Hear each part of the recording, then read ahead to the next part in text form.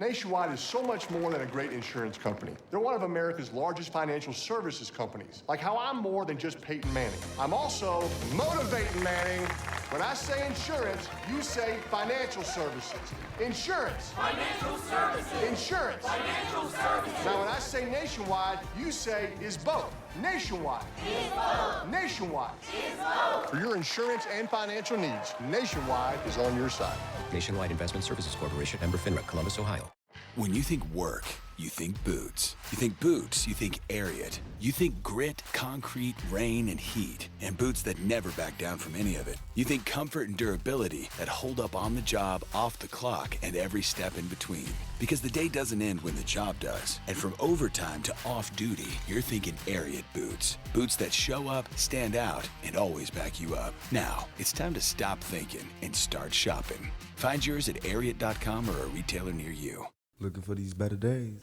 It is Thursday, October 23rd. I'm Scott Seidenberg. Here's what you need to know to make today a better day. A busy night last night, the first full night of the NBA regular season. I still call it the extended preseason. And of course, Thursday Night Football tonight will kick off week number 8 of the NFL season. We will cook up a same-game parlay for Vikings at the Chargers. Mackenzie Rivers joins me on this episode of Better Day, presented by FanDuel.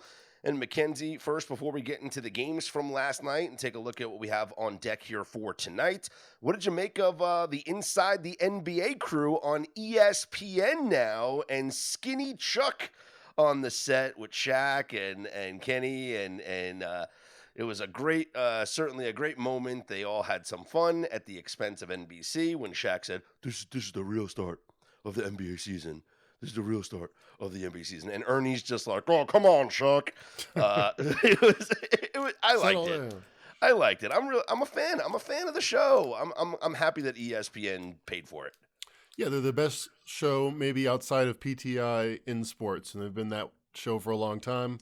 Glad they're back in their latest form. Skinny Chuck, I'm not so sure about. I think it might be a low key kind of warning to the public about this Ozempic trend. Like, yeah, do some strength training alongside it if you don't want to look sickly, says Chuck. It's not about the obesity, it's about my diabetes. So thank you, Chuck. Yeah. But it's a fun show, and I enjoyed it, and we're going to enjoy it all NBA season long with those guys in the crew there. So let's talk about what we saw last night. The Cavs didn't come home for us. Donovan Mitchell scored 31 points. The Knicks defeated the Cavs, though, 119-111. And it's strange because, Mac, if I told you that Jalen Brunson had a pretty subpar night, you would say, hey, yeah, the Cavs came home for us. But that wasn't the case last night. 23 points. I mean, did he have a subpar night? 23 points. 5 of 18 shooting. He struggled from the field. I mean, he's not going to win first-team All-NBA with this kind of night. But this is the kind of night that most point guards that have been successful, like Tony Parker or something, 4-time champion, would put up on a nightly basis, where your team plays well, offensively and defensively, and you put up 23 and 5, and you only turn over the ball twice. That's often what good teams need. They've gotten a lot more from Jalen Brunson in the past, but Mike Brown was brought in there probably to put a little bit of a clamp on the way Tibbs was using Brunson, which was like a Derrick Rose reenactment from 2011, to be a more balanced team, and that's what they look like. They look great. Wire-to-wire win, put up 120 points. Even without Brunson or Towns really putting a splash on the board, everybody ate. Mackenzie, the Mike Brown effect already. 11 players played last night for the Knicks, and 10 of them played more than 10 minutes. Only Trey Jamison off the bench had 8 minutes. Everybody else off the bench, Tyler Kolek, 14 minutes. Deuce McBride, 26 minutes. Clarkson, 13 minutes. Gershon with 12 minutes. Like, this is a stark difference from what we saw with Tom Thibodeau and his very limited bench. I'm not going to say Thibodeau had any kind of prejudice in his heart, but if he had to pronounce Ariel Hukporti, he would have a heart attack. He would not have him in his starting lineup. He would not learn his name. He would refuse. He would quit before he would put Ariel Hukporti in the NBA season debut playing 18 minutes at center. Well, the Knicks, so they'll get reinforcements because, Mitchell Robinson will be healthy and Josh Hart will be healthy, and we'll see. This team obviously has high expectations. We called this a possible Eastern Conference Finals preview between the Knicks and the Cavs, and I think I'd sign up for that right now if this was the Eastern Conference Finals this year. The Cavs, I thought, were the best team in the league. Got to make a downgrade of them. I mean, best team in the East, I should say. Mm-hmm. But I had the Knicks winning the Eastern Conference. Now I feel much stronger about that. They are the team to beat now. The odds, though, right now, the Cavs are still the favorite. So up on FanDuel right Really? now, the Cavs are a plus 210 favorite to win the East. The Knicks are plus 370. So just one game. Ooh. It's just one game. Who's the next favorite after that? The Orlando Magic plus 650. Oh man, I see the Knicks as very much in line with the Cavs. Yeah, I see that as well. Well, speaking of the Orlando Magic, a 125-120 win over the Miami Heat last night. What did you make of this 2025/26 version of the Orlando Magic that everybody has very high expectations for? Well, they have not had a good offense since Dwight Howard, since I was in college, since 2012. 125 points in your debut. They have been a really good home team, 60% ATS under Mosley. So, and they didn't even cover here, but they have played better at home. But they've played better defensively. Offensively, great way to start the season. Again, another balanced performance. No one really stood out, but Desmond Bane comes in, takes as many shots, actually one more shot than Banchero and Wagner, and they all scored 20 points in a balanced win. A lot of, perusing of social media last night, watching all these games unfold, it seemed like one of the big winners of the night was VJ Edgecombe, the rookie for the 76ers. He finishes with 34 points on 13 of 26 shooting. He had 7 boards. The Sixers, a 117-116 win over the Celtics. Joel Embiid, only 4 points in 20 minutes, 1 of 9 shooting from the field. And Tyrese Maxey had 40 points to lead the way. But first off, your opinion of VJ Edgecombe, the rookie, and then, of course, Embiid's night as well. I mean, historic night. Got a massive upgrade for the guards of the Philadelphia 76ers, but I'm struggling on what to do with the team because they have never had a successful version of the Sixers built around Tyrese Maxey. Mm-hmm. He's been a complementary piece of some teams that made the playoffs behind Embiid, but now I think he's going to have to be 1A. I mean, Embiid, they have the last-minute minutes restrictions, which hurt me as someone who had his assists over. I just knew it was a loser at that point. He comes in, he's by far the worst starter, minus 16. He just chucks up some shots. He looks sluggish. I mean, just saying, if I had to honestly say how much is he worth to the line right now, it's 2 points less than I thought a day ago. That's just with the minutes restriction, or you just think overall? No, just quality. Just like how good is he, in my opinion? I mean, I hadn't seen him play in 8 months, to be fair. So it was like kind of like NFL Week 1 where you have more question marks than you usually have with a player. But in the preseason, he put up some numbers, put up some assists, was efficient. I thought I was bullish on him. But if he's not right, even if Edgecombe ends up being like a first-year All-Star, amazing, one of the best rookies we've seen, which I would be surprised at this point, I would still say the Sixers aren't going to get where they want to go if Embiid is this. Yeah, and obviously something that we're going to have to monitor with Embiid's minutes restrictions to start the season at least.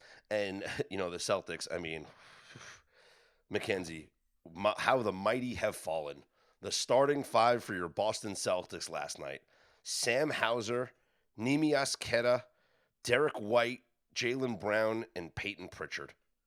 That's a long way from the dynasty that we've seen over the past couple of years. Yeah, Derek White and Peyton Pritchard are an interesting player type. Like, they were also-ran players, then they were the most underrated players in the league, and now they're like, hey, the all-star starting 5, Derek White and Peyton Pritchard. New roles for them. They got up 43 threes, which was pretty moderate for them. They're usually in the 40, 45, 50 range, and they only made 25%. So, excusable home loss, but, I mean, we're not expecting much from the Sixers. Well, speaking of rookies, Cooper Flagg made his regular season debut for the Mavericks in a blowout loss to the San Antonio Spurs. Mackenzie, the night was more about Wemby than it was Cooper Flagg. Yeah, Flagg goes under his points. We expected, a slow start to his career. He's going to be a role player, but maybe one of the better role players in the league. This night was about Victor Wembanyama, who 40 points, missed about 5 shots, had about 5 crossovers, was blocking people in the paint, out on the perimeter, had an incredible crossover of Derek Lively. Like video game stuff. Like if you saw that in a video game, you'd be like, yeah, but players can't move that way if they're over 7'5". This is scary, man. This is last year, just by estimated plus minus, I think the best all-in-one metric. He was the 5th best player in the league. I think he's gunning for that top spot earlier rather than later. Okay, can I go out on, I'm not gonna do it. Can I get you to go out on a limb? And after this one night performance, boy, the odds have we know the MVP markets and the awards markets are reactionary, not predictive. Right. But Wemby is the 4th favorite right now to be the MVP at plus 500 up on FanDuel. Can I talk you into it? I popped open DraftKings and it's 3-1, where he's the 3rd favorite. So I like the 5-1 better. Here's the thing, though: the Spurs, they got some good production with Dylan Harper, but he's still a rookie coming off the bench, and they're still missing De'Aaron Fox. I don't think they win enough games for him to eventually win it, but he'll be in that conversation. I bet that. Oh, well, what a night for Wemby. All right, let's take a look at the schedule for tonight. Just 2 games on the schedule. It is an ESPN doubleheader. The Thunder are at the Pacers. OKC, a 7.5-point favorite. And the Nuggets are at the Warriors. Golden State is a short 1.5-point home favorite. Mackenzie, let's start with that first game right now. What do you think about the first game here? The Thunder, 7.5-point favorites at the Indiana Pacers. You're generally at an advantage to be playing your first game where your opponent's on your second game, about 55% ATS. But short sample, it's not that too many of those games a year. This line is very interesting because the Thunder in game, 4, the second road game, after they had established, a must win where they were down 1-2, they were 5.5 up to 6.5 point favorites at various points in the betting cycle against the Pacers. Well, now we have the same situation, Thunder at Pacers, and they don't have their best player, top 10 player according to some, top 20 player according to me, in Halliburton. They don't have their best center, so that's best offensive player, best guard, best big, Miles Turner, now at Milwaukee. That's 5 points, I think, conservatively, but this has only moved 2 points. So that would suggest the Thunder are the side here. Is it a raucous environment? Is there some sort of revenge in Indiana, tough place to play? Maybe there's some reasons not to play the Thunder, but that would be the side I'd be looking at. Okay, and our second game, the Warriors hosting the Nuggets. Up on the FanDuel Sportsbook right now, actually, it is the Warriors -2, total of 232.5 in this game. You and I are both high on the Denver Nuggets this season. Is this a spot that you want to back them here in the first game going up against the Warriors playing their second game? I do. Historically, Draymond Green has been a great matchup for Nikola Jokic. I think that those days are over. I think Jokic, being the one premier big in this matchup, kind of dictates things. This is saying they're about even teams. I disagree, and I think if anything, the spot is good for the Nuggets here, playing on the road in their first game of the season. So I'll be looking at the Nuggets here catching points. All right, that's a look at the short 2-game schedule for tonight here in the NBA. Tonight in the NHL, we got a busy schedule, including the game that I previewed a little bit yesterday with the Hurricanes and the Avalanche. It is the Quebec Nordiques against the Hartford Whalers, so you definitely want to check that out. Colorado, a -130 favorite in that one. Elsewhere, you got the Kraken at the Winnipeg Jets. Winnipeg is -225 in that game between the Kraken and the Jets. The Mammoth visit the Blues. The Mammoth doing well at home, maybe not so much on the road. St. Louis, a small -120 favorite. Sharks are at the Rangers. The Sharks have yet to win a game this season. Mackenzie, they are 0-4-2 on the season. So is this the night at Madison Square Garden where the Rangers have struggled all season? The Rangers have not won a home game this year. They are 0-4-0 at home. What breaks tonight? Do the Sharks win their first game of the year, or do the Rangers win their first home game of the year?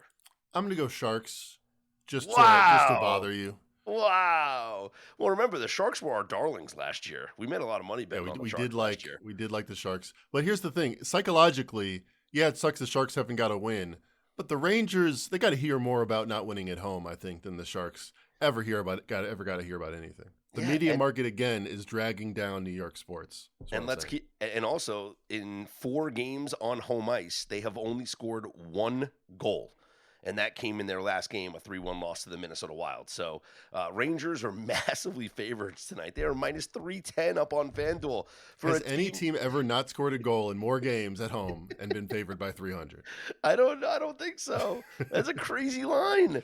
It's a crazy line. The total in this game is at 6.5, which feels like it's way too much considering the Rangers have only scored 1 goal on home ice all season. It feels like an underplay, right? Yes. Yeah, I agree with that. The under 6.5 is minus 140 juiced right now, up on FanDuel. Just the tension. Yeah, it's going to be tight. Just the tension. I wanted to put something in your head. We haven't discussed this even off the air. Our Vegas Golden Knights don't play until Saturday against the Florida Panthers in Florida. I was thinking along the lines of your cute nickname for Jack Eichel and the potential ladder challenge that we could have done, because we'd be on game 8 right now, because he has gone over his shots on goal prop in all 7 games that he has played. But I was thinking of starting an Eichel Tower. And I was thinking we set a goal for maybe it's 10 games, and it doesn't have to be shots on goal, but it has to be a Jack Eichel prop.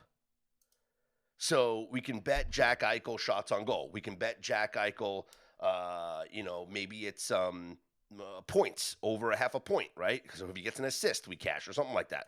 Like there's something that I want to bet a Jack Eichel prop every night and call it the Eichel Tower and make it a ladder challenge to see if we can keep rolling over and how high the Eichel Tower gets. What do you think of that? Sometimes the name is so good, it just creates itself. It just has to exist. Major League Baseball, big story here in Major League Baseball. We have the first time in history that a manager is making the jump from the collegiate ranks to the big leagues.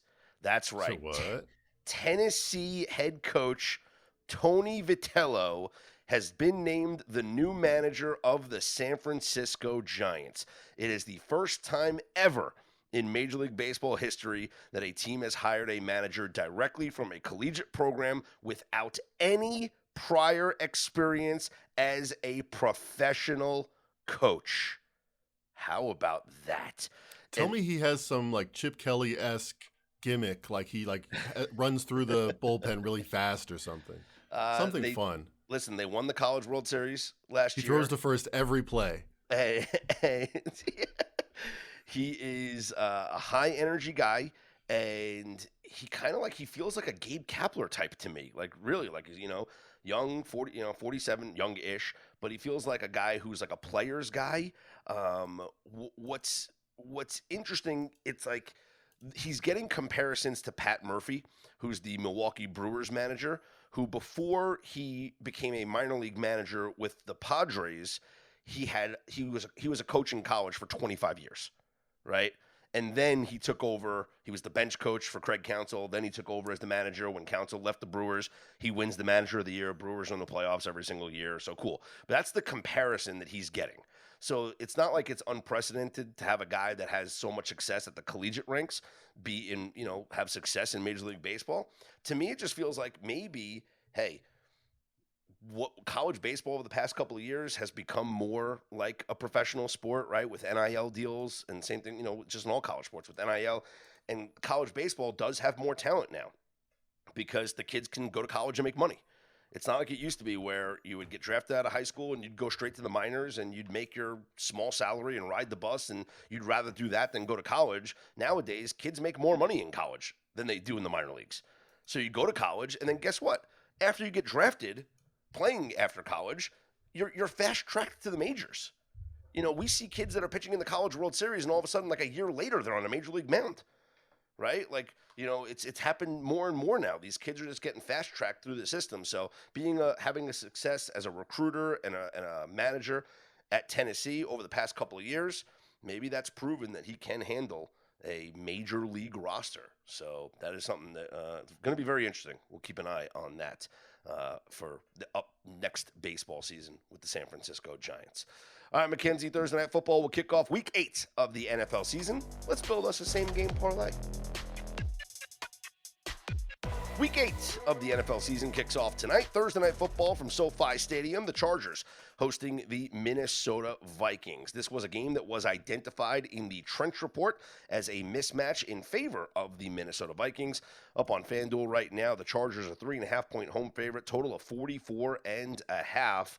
We have bet against the Chargers for the past 2 weeks because they have been identified as a Trench Report mismatch. We had the Commanders, who won outright against the Chargers. We had the Colts last week, who won outright against the Chargers. Do we go back to the well and back the Minnesota Vikings here plus the 3.5 with Carson Wentz once again at quarterback? Yeah, I think what differentiated the Chargers was their offensive line to start this season or in the preseason. They've lost both their tackles. I think they're still a good team. I don't know if they're better than the Vikings. This should be a 2-point line, I think. Yeah, Joe Alt is officially listed as questionable for this game tonight. So he might play, he might return. He wants to return. He said when he was asked if he was going to play, he said that's the plan. But even if he does play, he's not 100%, right? So it kind of mitigates any big impact that he has on the offensive line resurgence here for the Chargers. So I do like the 3.5 points, especially getting north of the field goal, getting the hook. I think is a good play here with the Minnesota Vikings. What props do we want to attack here in this game, Mackenzie? What are you thinking about? I think Herbert responds pretty well to the blitz. I feel like maybe his passing yards over, even if the Vikings win, maybe they force Herbert, more of like a heavy Herbert game. Mm-hmm. Well, you have obviously Herbert going up against this Brian Flores defense. How is he going to 253.5? It's pretty high, actually. So I guess the market agrees with me. Yeah, that is a high number here. Because listen, we have, as I mentioned, it's Herbert going up against this Brian Flores defense. How is he going to do handling the Flores defense? He has this season, I will say, utilized his legs more than previous seasons. That's been a big component of his offense that we haven't become used to seeing. He rushed last week in the loss to the Colts, 6 carries for 31 yards. These are his game logs this year. So 6 carries for 31 yards. Against Miami, he didn't run. 1 carry for 2 yards. Against Washington in the loss, though, 4 carries for 60 yards. He had 1 carry for 24 against the Giants, 2 for 6 against Denver. Against the Raiders, 9 for 31. Against the Chiefs in the opener, 7 for 32. I would like to bet a Justin Herbert rushing prop tonight. Yeah, the numbers back up what you're saying. Is averaged about 16 for his career, 27 this year rushing yards per game for Herbert. Okay, so Herbert's total is at 16.5 rushing yards. Rushing attempts is 3.5, and there's nothing on the longest rush. What do you think? Which would you rather do? Over 3.5 attempts or over 16.5 yards? 16.5 yards. Okay. So he's going to get 1 for 12. All right. So leg number 1 of the same game parlay, Vikings plus 3.5. Leg number 2, Herbert over 16.5 rushing yards. We are at plus 216 here on the same game parlay. Let's add a third leg here. How do you feel about the total? I feel like if the Dolphins, now that we know what the Dolphins are, can put up 27 against this Chargers team, Kevin O'Connell and the Vikings can too. So I think the Chargers are fine on offense with Herbert responding to Flores' blitz. I think the Vikings are fine on offense. I think this is like a 27-20 game. I'd look at the over here. If we add the over to this same game parlay, over 44.5, we're at plus 448. I like that. Let's make that our base 3-leg same game parlay here. So leg number 1, Vikings plus 3.5. Leg number 2, the over 44.5. Leg number 3, Justin Herbert over 16.5 rushing yards. That's at plus 448. Okay. Next leg, if we want to spice this thing up a bit, I'm going to go out on I'm going to say this isn't like go out on a limb. This isn't even crazy. This is simply simply narrative based and nothing based on facts whatsoever. Okay. But first off, it's National Tight Ends Day on Sunday. So the tight ends, if they score tonight, it's not going to do anything for the Sunday. But I'm thinking along the lines of the tight end. Last week, TJ Hawkinson scored a touchdown that was overturned because the official said that he didn't have control the whole time and he didn't maintain possession when he hit the ground and all that stuff. Okay. TJ Hawkinson scoring a touchdown tonight. He gets his just desserts. He hangs on to the ball. He writes what's wrong with the world.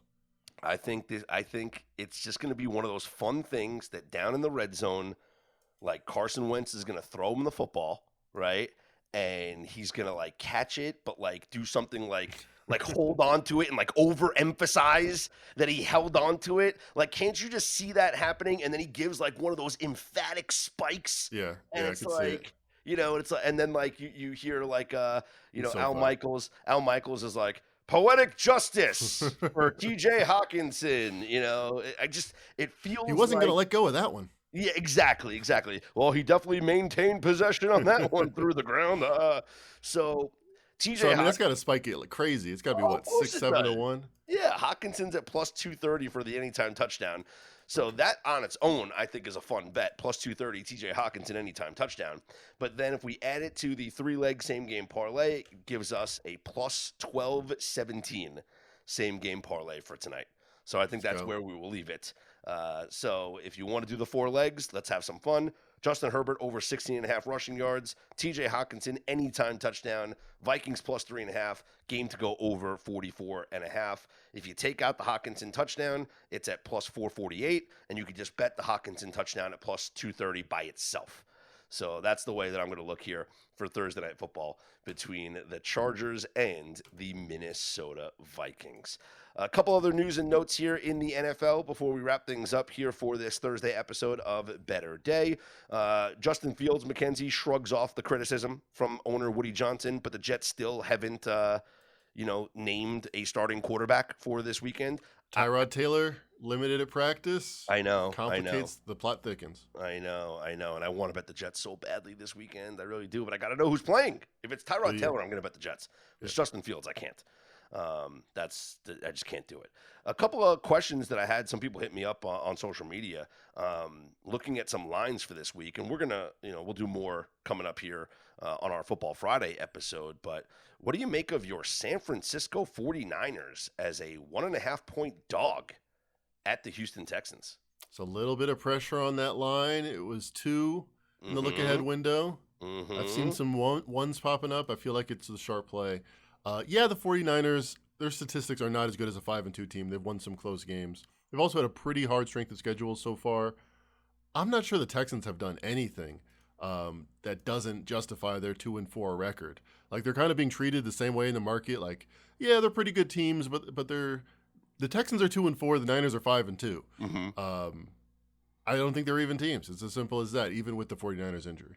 So I bring that game up now because, like you just said, I think the 1.5s are going to be going away. So I bring it up now because it is a teaser leg for me. I am going to tease the 49ers up from 1.5 to 7.5.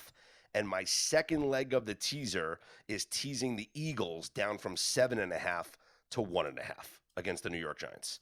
So I don't think the Eagles get swept by the Giants this year. The Eagles are minus 405 on the money line, so the teaser math adds up there. Remember, with the new teaser pricings of minus 130, 135 or so, you're essentially parlaying 2 legs at minus 350 to minus 380.